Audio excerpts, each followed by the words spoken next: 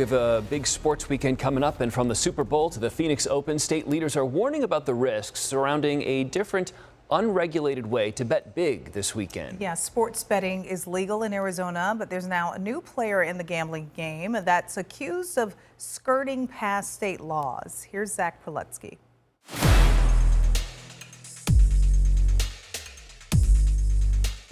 Big sporting events like the Waste Management Phoenix Open equals big money and big bets. And new prediction market platforms like Kalshi are looking to cash in from the course. You bet on certain stuff like the Grammys. I think it's funny. To cultural moments, even on the climate. When people talk about, wow, this is so innovative, no, anyone would come up with this immediately. Tom Gruga is the director of the Iowa Electronic Markets at the University of Iowa, which focuses on elections.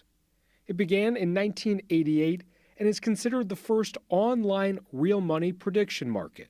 Is there a difference between gambling and predictive markets? Yes, at least we think so for our political markets. The difference is with gambling, there's an event and you create risk. And you create that risk for the entertainment of bettors, for the enrichment of casinos.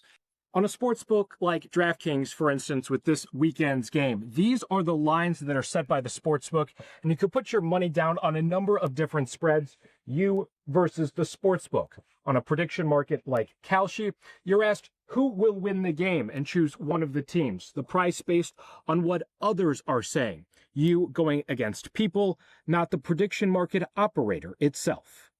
The Commodity Futures Trading Commission is the federal regulatory body that claims jurisdiction over prediction markets. But Arizona, along with 38 other states, have argued to courts that federal law does not stop them from regulating prediction markets as well.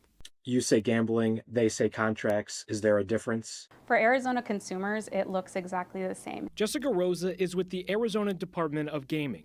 In May of last year, the department sent cease and desist letters to multiple prediction markets for operating in Arizona without a license. There were companies who were operating outside of our legal framework and were targeting Arizona consumers. In Arizona, there are 14 licensed online operators for event wagering. Each has to pay monthly privilege fees in the form of a 10% tax to the state. They're also subject to age verification rules and integrity monitoring. And integrity monitoring is really important in order to ensure that there is trust not only for the operators, but for the sports leagues.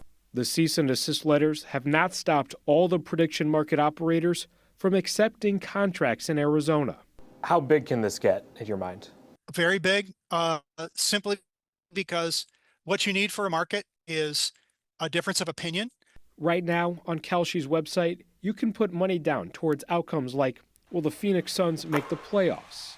Which party will win 2026 congressional races? Or will the U.S. confirm that aliens exist this year? Do you feel that there's a difference between prediction markets and sports gambling? I mean, technically, no. If you're putting in money expecting a result, I feel like that's gambling in a sense. Several other states have joined Arizona, sending cease and desist letters to these platforms. New York even introduced legislation this year to ban prediction markets on sports, elections, and catastrophic events. In Arizona, it is already illegal to wager on elections. Is there more that could be done, you think? I think that the Department of Gaming will continue to focus on consumer protection and continuing to work with our stakeholders and continuing to work with the Attorney General's office. What comes next, I can't predict. Gruga believes these markets, as they're run now, are going down a slippery slope. If you don't have limits on how much people can invest, then the person with the biggest purse is the one who sets the price. It doesn't mean that actual event will happen, but the signals that the prediction markets will be giving off will be misleading. While the big game is being played on the field, the fight to capitalize on events like it is happening off the field. The Arizona Attorney General's office says they are aware of the growth and concerns surrounding these prediction markets and are monitoring the whole situation, but no legal action or enforcement has been taken as of now. We did reach out to Kalshi for comment, but have not heard back.